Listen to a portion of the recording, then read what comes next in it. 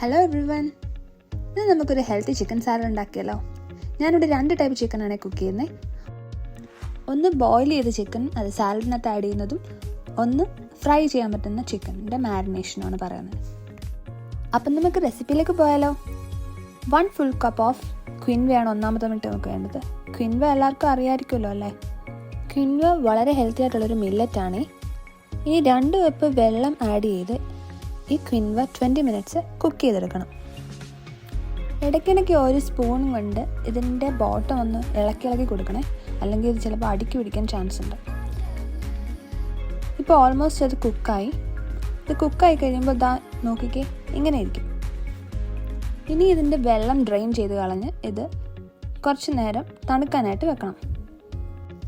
നമുക്കിനി ചിക്കൻ എങ്ങനെയാണ് ബോയിൽ ചെയ്തെടുക്കുന്നത് നോക്കാം. ഒരു ചിക്കൻ ബ്രസ്റ്റ് 2ആയിട്ട് കട്ട് ചെയ്ത് അത് ബോയിൽ ചെയ്യാൻ വെക്കുക. ആവശ്യമുള്ള വെള്ളവും ആഡ് ചെയ്യണേ. എന്നിട്ട് ബ്ലാക്ക് പെപ്പറും സോൾട്ടും ആഡ് ചെയ്യും.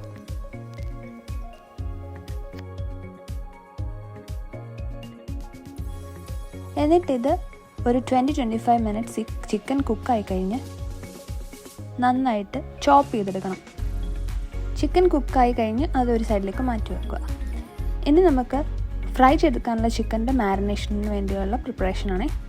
അതിനുവേണ്ടി ഒരു ലെമൺ ഫുൾ എടുത്ത് നന്നായിട്ട് അതിൻ്റെ സ്കിൻ ഗ്രേറ്റ് ചെയ്തെടുക്കണം. അതിന് ലെമൺ സെസ്റ്റ് എന്ന് പറയും. ലെമൺ സെസ്റ്റ് ആഡ് ചെയ്തതിന് ശേഷം അതിലേക്ക് ഒറിഗാനോ ഞാനിവിടെ ഒരു 1/2 ടീസ്പൂണാണ് യൂസ് ചെയ്തേക്കുന്നത്.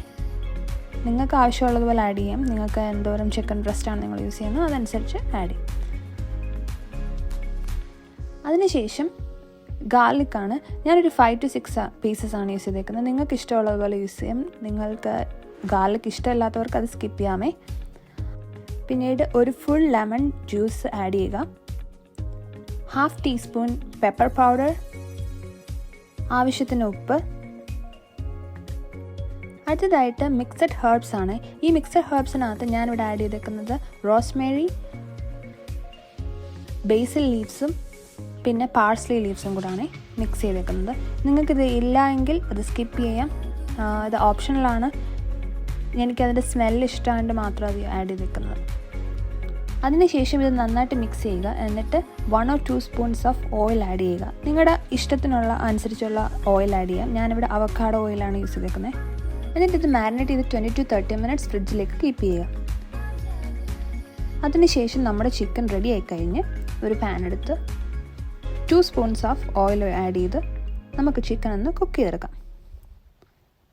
നിങ്ങൾക്ക് ആവശ്യത്തിനുള്ള ഓയിൽ ആഡ് ചെയ്യാം. പക്ഷെ ഞാനിവിടെ ഓയിൽ അത്രയും യൂസ് ചെയ്യുന്നില്ല.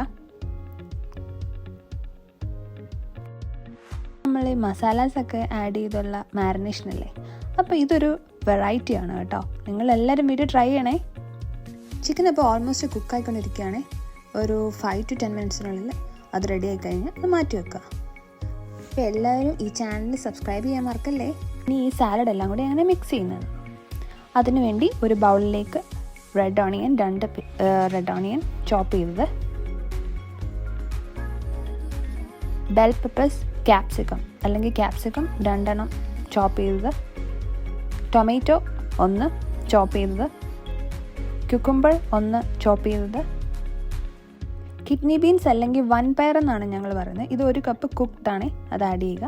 പിന്നെ നമ്മൾ മുൻപേ ബോയിൽ ചെയ്ത് വെച്ച ചിക്കൻ ബ്രസ്റ്റ് ഇല്ലേ, അത് നന്നായിട്ട് ചോപ്പ് ചെയ്ത് അതും ആഡ് ചെയ്യുക.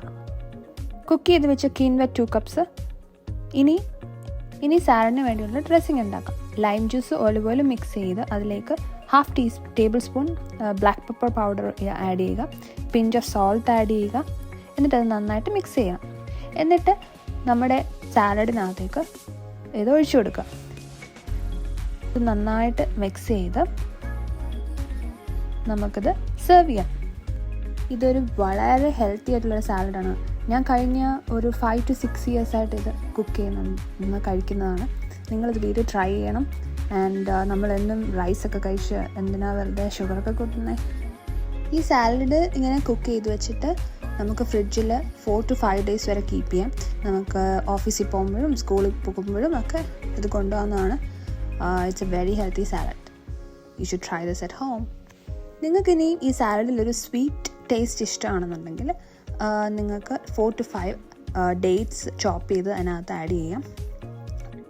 അപ്പോൾ നമ്മുടെ ഹെൽത്തി ചിക്കൻ സാലഡ് ഇവിടെ റെഡി ആയിരിക്കുകയാണ്.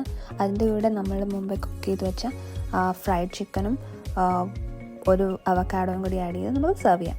അപ്പോൾ സ്നേഹത്തോടെ സ്നേഹിക്കുന്നവർക്ക്